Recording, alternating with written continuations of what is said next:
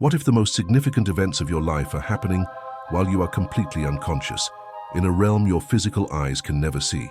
We are taught that sleep is a biological tax we must pay for the privilege of being awake, a mere recharging of the battery.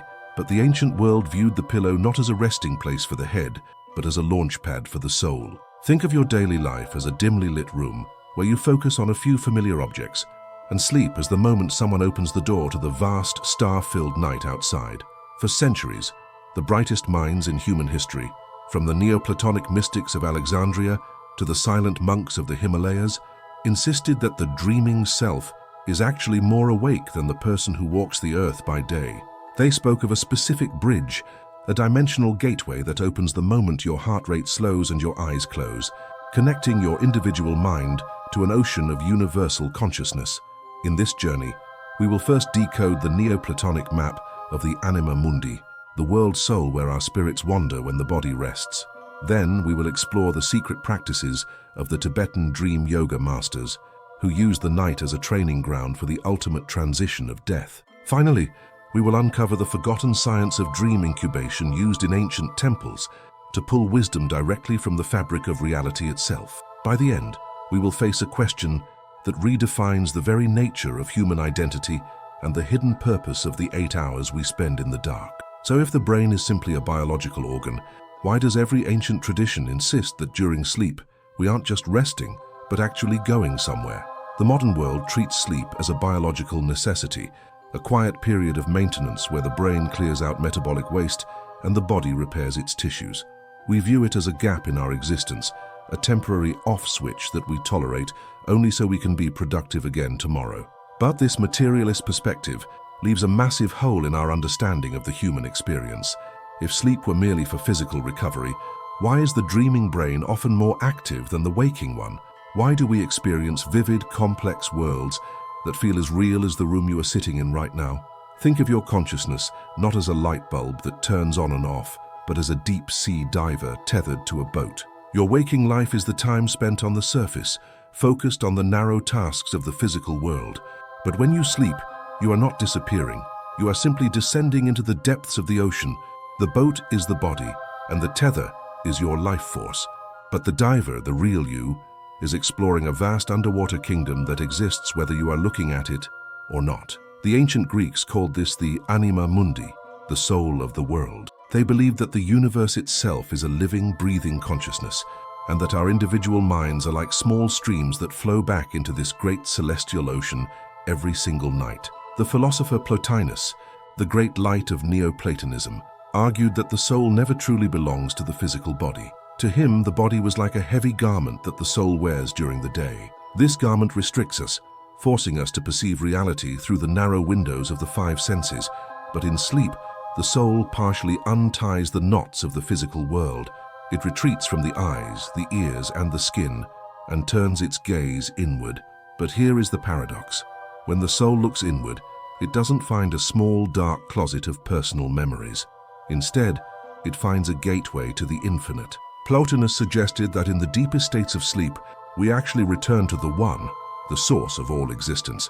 We go home for a few hours every night, only to forget the journey the moment we put the heavy garment of the body back on at dawn. However, to truly understand this journey, we must clear a major philosophical hurdle that has confused the modern mind for over a century. Thinkers like René Guénon and Ken Wilber pointed out a profound error in our current psychology. We tend to use the word unconscious as a giant, messy bucket for everything we aren't currently thinking about. But they argue that there is a massive difference between the subconscious and the supraconscious. The subconscious is the basement, the place where our repressed fears, biological instincts, and daily mental noise are stored. This is where those chaotic, nonsensical dreams come from. But the supraconscious is the attic, or better yet, the roof that opens to the sky. This is the realm of the anima mundi, where the soul touches universal truths and higher intelligence. By failing to make this distinction, we often dismiss our nightly journeys as mere brain drain or psychological static. We mistake the basement for the stars. What if every ancient tradition that spoke of awakening wasn't talking about gaining something new, but about remembering what you've temporarily forgotten? What if the unconscious mind isn't a dark cellar filled with hidden traumas, but is instead a balcony overlooking the entire cosmos. We have been taught to believe that dreams are hallucinations, but the wisdom of the past suggests they are perceptions. They are the eyes of the soul catching glimpses of the supraconscious, the interconnected web of all life and all history. This isn't just philosophy. There are specific markers, observable signs in your daily life that this receiver model might actually be true. There are laws that govern this other dimension, and there are techniques for navigating it that have been guarded for millennia. Let's decode them. To understand sleep as a dimensional portal, we must first learn to recognize the subtle languages the universe uses to communicate with us when the physical body is at rest. It is easy to dismiss the night as a sequence of random images, but when you apply the lens of ancient wisdom, you begin to see that there is a structure to the mystery. We are not just dreaming, we are participating in a multi-layered reality. To navigate this, we must explore the four great components of the nocturnal journey, starting with the first sign, which the ancients called the echoes of the world's soul. The first component of our journey into the night is the phenomenon of the supraconscious echo. You have likely experienced this yourself, a dream that feels more like a memory of a place you have never been, or a dream that seems to anticipate an event in your waking life with uncanny precision. This is what Carl Jung, the Swiss psychiatrist, began to touch upon when he spoke of the collective unconscious. But as we discussed, the esoteric tradition goes deeper. This is not just a shared human library of symbols, it is a direct contact with the anima mundi, the soul of the world. Imagine that every thought, every event, and every soul that has ever existed leaves a ripple in a cosmic ocean of consciousness. During the day, the noise of the physical world, the traffic, your phone, the demands of your ego, acts like a heavy storm on the surface of that ocean, making it impossible to see into the depths. But as you fall asleep, the storm subsides. The water becomes still. And in that stillness, the ripples from the depths begin to reach the surface of your mind. This is why some dreams feel weighted with a strange, ancient authority.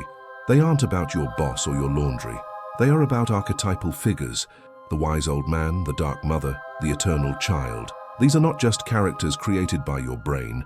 They are the fundamental structures of reality, the blueprints of the supraconscious. When you encounter them, you are not inside your own head. You are standing in the public square of the universe. To distinguish these supraconscious echoes from the noise of the subconscious basement, you must look for the quality of the light and the stability of the environment. Basement dreams are chaotic, shifting, and often filled with anxiety or biological urges. They are the mind cleaning itself. But the supraconscious portal dreams have a vivid, crystalline clarity.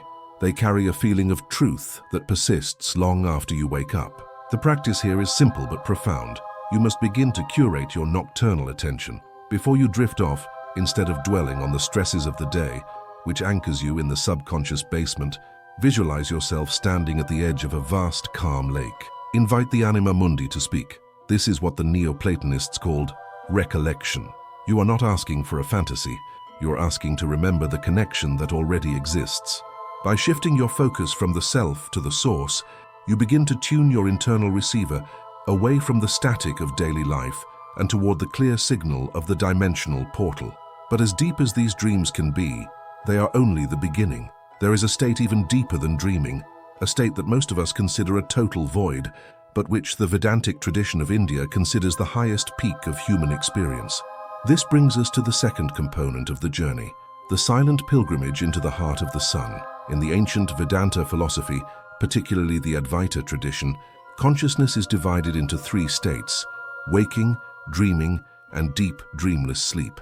We usually value waking life the most, find dreams interesting, and see deep sleep as a blackout, a period of nothingness. But the Vedantic seers turned this hierarchy upside down. They argued that in deep sleep, you're actually closer to your true nature than at any other time. They called this state sushupti. In this state, the ego, the I that has a name, a job, and a history, completely dissolves. There are no images, no thoughts, and no sense of separation. Think of it like this. During the day, you are like an actor playing a role on a stage. In dreams, you are like an actor rehearsing a play in your mind. But in deep, dreamless sleep, the actor leaves the theater entirely and returns home to rest in the silence of their own being. The Vedanta teaches that in this state, the individual soul, or Atman, temporarily reunites with the universal consciousness, Brahman. You are not unconscious in deep sleep. Rather, your consciousness is so vast and so pure that there is no object for it to look at, so it simply rests in itself. This is why you wake up from a good night's sleep feeling deeply refreshed, not just physically but existentially. You have touched the source. You have dipped your soul back into the infinite ocean of the One. The mystery here is that most of us miss this reunion because we are not trained to perceive it. We fall into the portal and immediately lose awareness.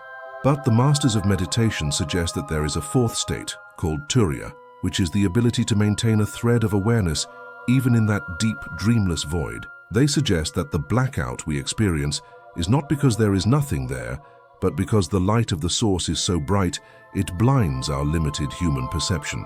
Here is the practice for this level. As you fall asleep, try to focus on the feeling of I am without adding anything to it. Not I am tired, not I am a person, just the pure sense of existence. As the images of the dream world fade, try to hold on to that thin thread of pure being. You are attempting to remain awake as the ego dissolves. If you can catch even a second of this transition, you will realize that you don't go to sleep. You return to the foundation of reality. But if the goal is to return to the source, why do we have such complex, often terrifying dream worlds in the first place? Why is the portal filled with so many strange landscapes? To answer this, we must look to the snowy peaks of Tibet and the tradition of the dream yoga masters. This third component is what they call the training ground of the bardo.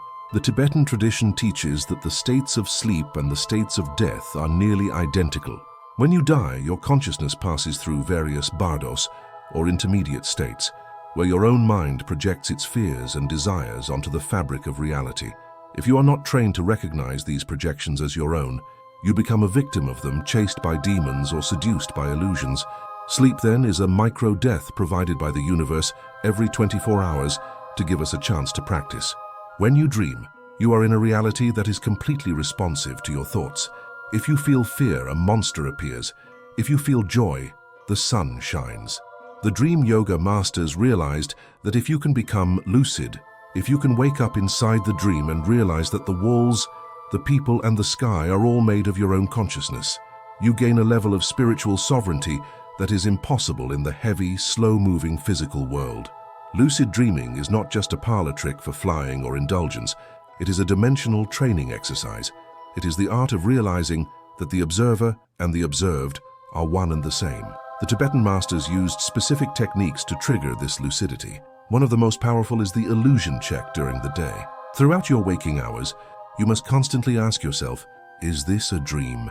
You look at your hands, you look at the sky, and you genuinely question the solidity of your environment. If you do this enough during the day, the habit will carry over into the night. Eventually, you will stand in a dream landscape, see something strange, and ask the question. At that moment, the portal snaps into focus. You are no longer a passive victim of the dream. You are a conscious traveler in a dimensional realm. You realize that the laws of the physical world are actually just habits of the mind. By conquering your fear in the dream, you are literally training your soul for the ultimate transition.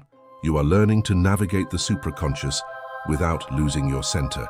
This brings us to a fascinating question. If we can navigate these realms consciously, can we use them to bring back something tangible to the physical world? Can the portal be used for more than just personal evolution? The ancients believed it could. They didn't just wait for dreams to happen. They actively sought them out through the technology of dream incubation. This brings us to the fourth component of our journey, a forgotten science that was once the cornerstone of ancient medicine and spiritual guidance, the sacred architecture of incubation. In our modern age, we fall into bed exhausted, often staring at the blue light of a screen until the very moment our eyes close. We treat sleep as a biological collapse, but the ancients viewed it as an appointment. In the golden age of Greece and Egypt, if a person was suffering from a deep malady of the soul, or a question that no earthly physician could answer, they did not just wait for a dream to happen. They traveled to a dream temple. These sanctuaries, such as the great Asclepions of Epidaurus and Kos, were designed as physical mirrors of the dimensional portal. They were built in places of extreme natural silence, often near sacred springs or within deep groves of trees. The seeker would undergo days of purification, fasting, and ritual silence, stripping away the layers of the daylight ego. This was the ancient method of clearing the subconscious basement we discussed earlier. By the time the seeker was allowed to sleep within the temple walls, their mind was no longer cluttered with the static of the marketplace. They were tuned, like a fine instrument, to the frequency of the supraconscious. The modern researcher Gabriel Quinque has explored these ancient traditions with profound depth, suggesting that these temples were not just buildings but gateways of resonance. The practice was known as incubation, literally lying down upon. The seeker would lie on the bare earth or a sacred skin, making a direct physical connection to the anima mundi. They weren't just sleeping, they were presenting a question to the universe. They believed that when the body is perfectly still and the intent is perfectly clear, the higher self or a divine intelligence could descend into the dream to provide a remedy. This remedy wasn't always a medical cure. Often it was a symbol, a word, or a shift in perspective that realigned the soul with the cosmic order. Think about the implications of this. It suggests that the dimensional portal of sleep is not a place of random wandering, but a consultative space. It is a courtroom where you can speak to the architect of your own life. Have you ever noticed how a problem that seemed insurmountable at 10 p.m. feels manageable, or even trivial, at 7 a.m.? We say we slept on it, but the ancient perspective suggests something far more active happened. You didn't just rest, you took the problem through the portal. You allowed the supraconscious to process the data of your life through a lens that isn't restricted by time or fear. The practical application of this ancient technology doesn't require a pilgrimage to a Greek ruin. It requires the reclamation of the hour before sleep. In the mystery hunter tradition, we call this creating the altar of the night.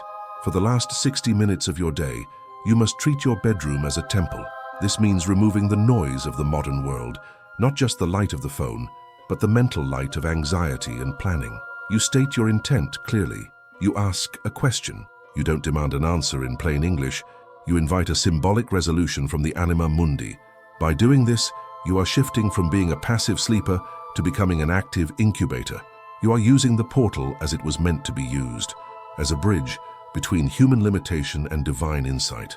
But if we can use the portal to solve problems in the present, we must ask an even bolder question. Where exactly are we when we are in the portal? If the dream world doesn't follow the rules of physical space, does it follow the rules of time? This leads us to the fifth and perhaps most mind-bending component, the temporal loophole of the dreaming self. In our waking life, we experience time as a relentless, one-way street. The past is a closed book, and the future is a locked door. But in the dimensional portal of sleep, time behaves like an accordion. You have likely experienced a dream that felt like it lasted for years, only to wake up and realize only 20 minutes had passed. Or perhaps you have had a déjà vu dream, a vision of a place or a conversation that actually happens days or weeks later. In the materialist view, these are coincidences or brain glitches. But in the Neoplatonic and Vedantic views, these are signs that the soul has stepped outside of the time stream. Plotinus argued that the soul in its essence is eternal. It exists in the ever-present now. It is only the body that is trapped in the sequence of minutes and hours. When you sleep, the soul partially withdraws from the clock. It moves into a vertical dimension of time. Imagine a person walking along a road. They can only see what is immediately in front of them. This is your waking life. Now imagine a bird flying high above that same road. The bird can see where the person has been, where they are now, and the curve in the road that is still miles ahead. This bird is your supraconscious self during sleep. This suggests that some of your dreams are not memories of the past, but echoes from the future. Joastama, when you feel an inexplicable sense of dread about a path you are taking, or an intuitive yes to a new opportunity, it might be because you have already seen the outcome in the temporal portal of the night. You are receiving a telegram from your future self, who is trying to guide you through the maze of the physical world. This changes the way we look at intuition entirely.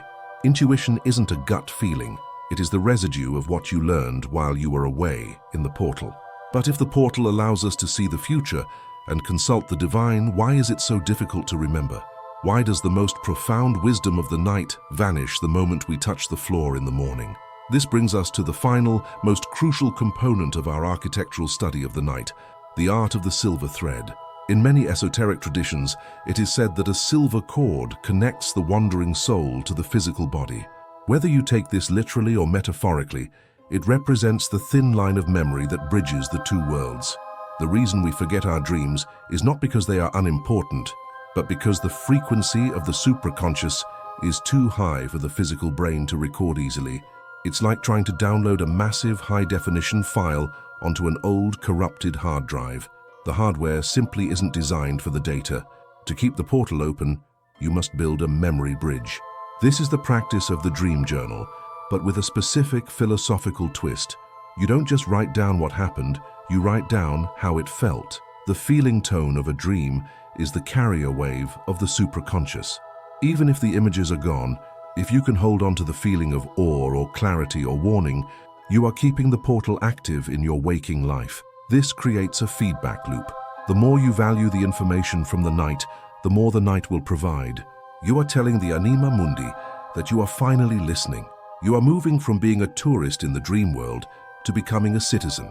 As we master these components, recognizing the echoes, returning to the source, training in the bardo, incubating the sacred and navigating non-linear time, we begin to realize that our entire definition of reality has been too small. We have been living in a house with 1,000 rooms, but we have spent our entire lives huddled in the one room that has the lights on. We have mistaken the light bulb of the waking ego for the sun of the universal soul. Now we must face the ultimate implication of this journey. If sleep is a portal that connects us to the source of existence, to the future, and to the soul of the world, then who exactly is the you that is doing all this traveling? Is it possible that the person you see in the mirror is actually the dream, and the one who wanders the stars at night is the real dreamer? This is the cliffside we must now walk toward as we enter the final climax of our exploration. We have traveled through the echoes of the world soul, the silent depths of the Vedantic source, and the rigorous training grounds of the Tibetan masters. We have looked at the ancient technology of the dream temples and the strange temporal loops that suggest our nights are not bound by the ticking of the clock. But now, we must reach the peak of this mountain. We must face the most disturbing and exhilarating possibility of all, the one that the Neoplatonists whispered in the halls of Alexandria and that the Hermeticists guarded in their secret texts. This is the great inversion. Here is where it gets wild. Throughout this journey, we have assumed that you are a human being who occasionally travels into a dimensional portal called sleep. But what if the truth is the exact opposite? What if you are a vast, eternal, supraconscious being that is currently dreaming that it is a limited human being? Think back to the allegory of Plato's cave. He described prisoners who spend their entire lives watching shadows dance on a wall, believing those shadows to be the only reality. It is only when one prisoner escapes into the sunlight that he realizes the shadows were just a faint, distorted reflection of a much greater world. The ancient mystics argued that our waking life is that cave. The objects we touch, the cars we drive, the names we answer to, these are the shadows. They are slow, heavy, and temporary, but when we sleep, we are not switching off. We are escaping the cave. We are stepping out into the sunlight of the anima mundi. This means that the you who is listening to these words right now is actually the shadow. The real you is the one who navigates the stars, the one who communicates in symbols, and the one who exists in that ever-present now where past and future are the same thing. Plotinus believed that the soul never fully descends into the body. A part of it always remains above, rooted in the divine source. Sleep is simply the moment when the lower self finally stops talking long enough for the higher self to pull it back up for a briefing. If this is true, then your higher self isn't some distant angelic being watching over you from a cloud. It is literally you outside of time, having already lived this moment, sending echoes backward through the portal to guide your present self through the labyrinth of the physical world. Your dreams aren't just stories. They are the memories of a traveler who has already seen the end of the road. Every time you feel a sudden flash of intuition, a deep sense of purpose, or a strange warning about a person you just met, you are feeling the gravity of that higher dimension. You are feeling the tug of the silver thread. This realization brings us to the profound implications of this double life. If we accept that sleep is a dimensional portal, we can no longer live as if the day is the only thing that matters. We have a responsibility to the night. We must realize that every choice we make in our waking hours is sending ripples into that supraconscious ocean, shaping the landscapes we will encounter when we close our eyes. This is what the ancient masters meant by living the dream. They didn't mean achieving material success. They meant living with the constant awareness that this world is a thin veil over a much deeper reality. Think about how this changes your relationship with fear. Most of our anxieties are based on the idea of loss of time, loss of health, loss of identity. But if you are a citizen of the anima mundi, you can never truly lose anything. You are part of an eternal, living consciousness that is simply having a human experience for a few decades. The Tibetan masters taught that if you can master the dream, you have already mastered death. You have realized that you are not the body that disappears, but the awareness that remains. Death, then, is not the end of the journey. It is simply the moment the portal stays open, and you finally stop dreaming that you are a shadow. But how do we live this in the modern world, surrounded by noise and distractions? It begins with a shift in posture. You must start to treat your life as an illusion check, just as the dream yoga masters taught. When you're standing in line at the grocery store, or sitting in traffic, or looking at a sunset, ask yourself, how do I know this isn't a dream? Don't answer it with your intellect. Answer it with your presence. Feel the dream-like quality of the world around you. This doesn't make life less important. It makes it more sacred. It means that every interaction is a symbolic encounter, and every challenge is a training exercise for your soul. As we reach the end of this exploration, we find ourselves standing before the final, most haunting mystery. The ancient Vedic texts say that the entire universe is the dream of Vishnu. They suggest that the stars, the galaxies, and the billions of lives unfolding across the cosmos are all happening within a single, infinite consciousness. If that is true, then the portal of sleep isn't just a doorway for you. It is a doorway for the universe to experience itself through you. Every night, the cosmos closes its human eyes so that it can see itself clearly. The mystics said that the ultimate reality cannot be spoken, only experienced. Perhaps that is because we are not trying to discover something outside ourselves. We're trying to remember what we've always been. The ancient Hermetic text, the Emerald Tablet, says, "As above, so below, as within, so without." Maybe the entire cosmos isn't something you're inside of. Maybe you're what the cosmos is inside of. So here is the final question, the one that never really gets answered, but must be felt in the silence of the heart. If consciousness is the ground of all being, and you are that consciousness experiencing itself through a temporary human form, then who or what is the one that wakes up when the dream of your life finally ends? The person you see in the mirror is a character in a story. The story is beautiful, it is tragic, and it is vital. But the one who is reading the story, the one who is listening to these words right now, is far older than the stars and far deeper than the night. Tonight, as you lie down and the world of shadows begins to fade, don't just fall asleep. Step through the portal with your eyes open. Recognize the light of the supraconscious as it begins to glow on the horizon of your mind. Remember that you are not a drop of water in the ocean. You are the entire ocean in a single drop.